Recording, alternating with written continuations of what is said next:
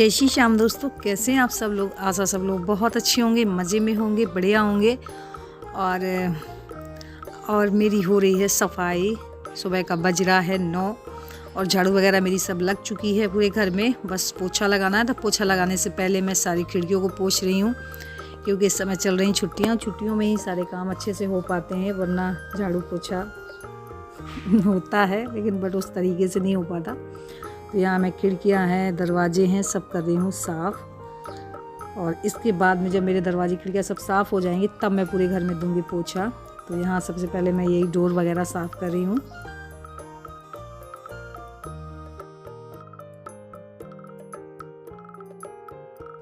क्योंकि शिवानी वगैरह थी तब मुझे टाइम नहीं मिला, काफ़ी बिज़ी रही। फिर इसके बाद स्कूल हो गया, इसके बाद मुझे टाइम ही नहीं मिला।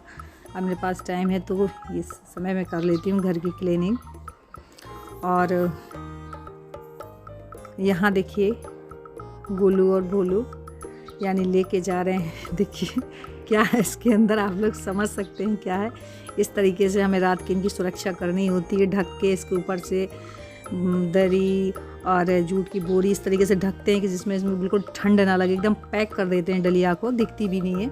तो यहाँ हम लोग धूप निकली हुई है तो ये दोनों ला के यहाँ रख दिए हैं इनके। अब जैसे ही खोले हैं तो इन्हें आज़ादी मिली है, तो बस अब बढ़िया धूप में खेलेंगे दोनों। जानते हैं इसलिए हमें पैक करना होता है, क्योंकि रात की ठंड बहुत होती है। तो भले ही रूम में ठंड ना लगे लेकिन बट ठंड तो है ही। तो मैं उनको ढक देती हूँ। यहाँ मैं उनका कर रही हूँ साफ़, जिसमें वो सीट में बैठते हैं। तो क्योंकि गंदगी तो हो ही जाती, रात भर रहते हैं उसमें। तो बस मैंने उसको किया है धुल के साफ़ अच्छे से। धूप में वो भी सूख जाएगा, तब तक वो आराम से धूप में खेल लेंगे। और यहाँ मैं कर रही हूँ छत की धुलाई। छत झाड़ू तो सुबह ही लग गई थी, बस अभी से पानी से मैं धुल रही हूँ छत में।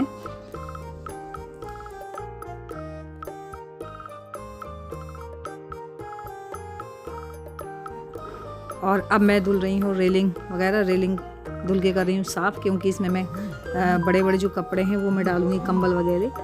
तो उसमें क्या है, इनमें डस्ट होगी तो और उसमें बैठ जाएगी। तो यहाँ सबसे पहले मैं रेलिंग साफ़ कर लेती हूँ, उसके बाद ही आधी छत साफ़ करूँगी। तो यहाँ मेरी साफ़ हो रही है रेलिंग।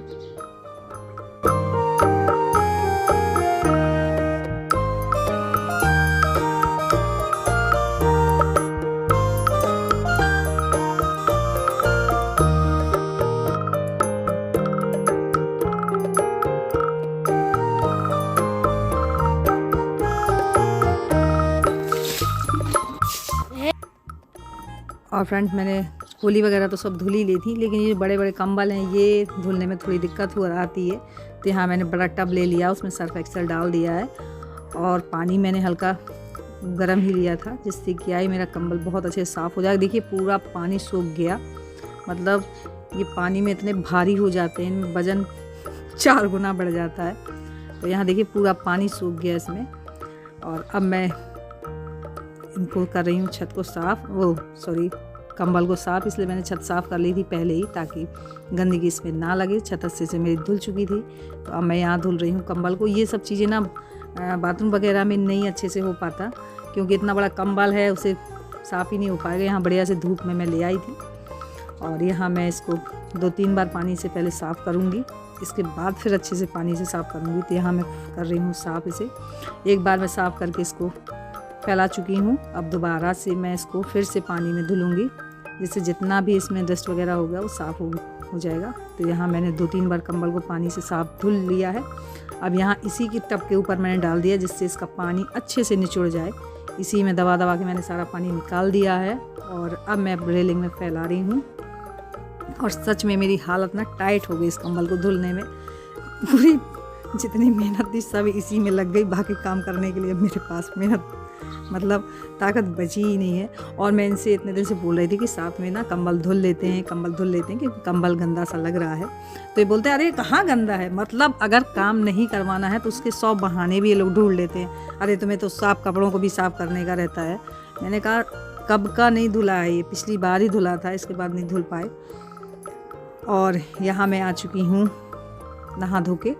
तो यहाँ मेरी पूजा वगैरह हो चुकी है। बस मैं ये जो है ना ये साफ़ कर रही हूँ तुलसा का घेर, क्योंकि मुझे यहाँ ना भगवान जी के जितने कपड़े हैं बेड वगैरह है, कंबल है, उनके सब कुछ मुझे धुलने हैं, लेकिन उसके लिए मुझे फैलाने के लिए साफ़ जगह भी चाहिए।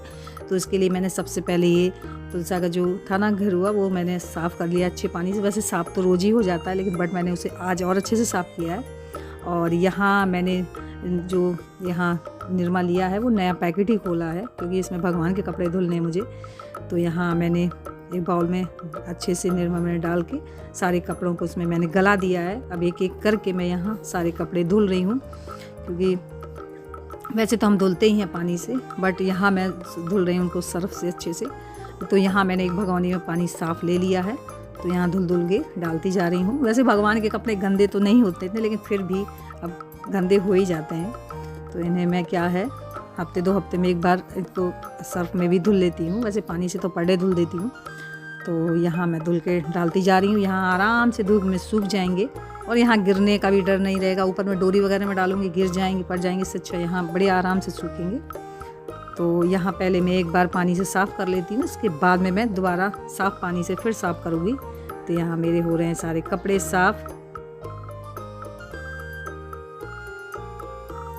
और जो मैं उनको उड़ाती हूँ, मतलब टॉवल है मोटी मोटी, उसी का मैं ब्लैंकेट बनाए हुए हूँ। तो यहाँ भगवान के बिस्तर धुले जा रहे हैं।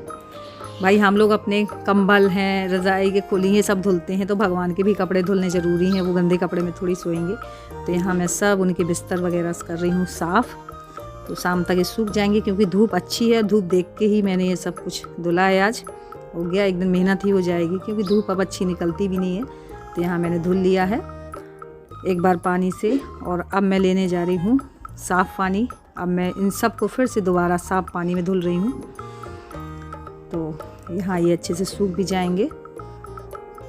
और भगोनी में मैंने जो पानी लेके आई हूँ, अब जितने भी मैंने कपड़े पहले धुले थे ना पानी से, अब फिर साफ़ दोबारा पानी में इनको सबको धुल रही हूँ और अच्छे से निचोड़ दूँगी। और ऊनी कपड़े भगवान के अभी तक मैंने नहीं धुले थे, लेकिन अब उन्हें ऊनी कपड़ों की है ज़रूरत। तो आज मैंने सारे ऊनी कपड़े निकाले हुए हैं। ये सब भरे रखे हुए थे डिब्बे में, तो आज मैंने सब भगवान के कपड़े ऊनी निकाले हैं। पता ये मुझे पहले ही निकाल लेने चाहिए था, लेकिन बट मैं क्या बताऊं फ्रेंड्स, मुझे टाइम ही नहीं मिला। थोड़ी मैं शिवानी को उसमें बिज़ी हो गई, फिर मैं अपने में बिज़ी हो गई। मैंने कहा ऊनी कपड़े मैं अच्छे से धुल के सुखा लूँगी, तभी भगवान को पहनाऊँगी। तो आज मेरे कपड़े सूख जाएंगे, तो मैं भगवान को पहनाना शुरू कर दूँगी ऊनी कपड़े। तो यहाँ मैंने सब धुल के डाल दिया है।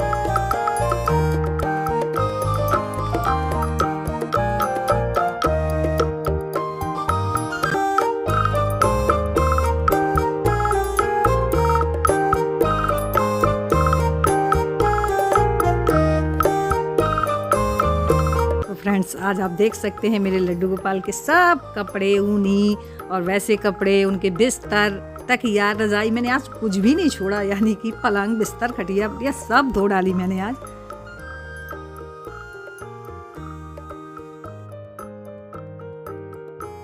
और फ्रेंड्स, झाड़ू पोछा घर का बहुत और सारा काम थोड़े थोड़े से काफ़ी हो जाता है।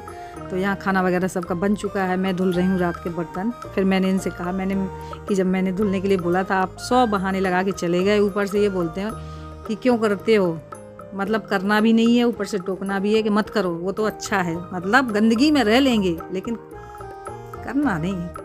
मैंने कहा हो गया, हमें तो करना है। तो यहाँ धुल रही हूँ मैं सारे बर्तन,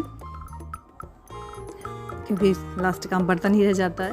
और किचन की क्लीनिंग, इसके बाद फ्री हैं, थोड़ा देर बच्चों को देखूंगी, बस हो गया मेरा काम।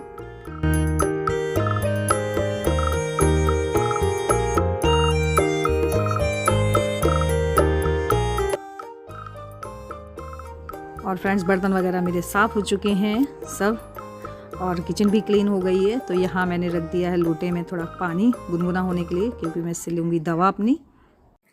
सो फ्रेंड्स, मेरे सारे काम फ्री हो चुके हैं, बर्तन वगैरह भी मेरे धुल चुके हैं। ये देखिए सारे काम हो चुके हैं। अब बज रहा है 10 और किचन भी मेरी क्लीन हो गई है।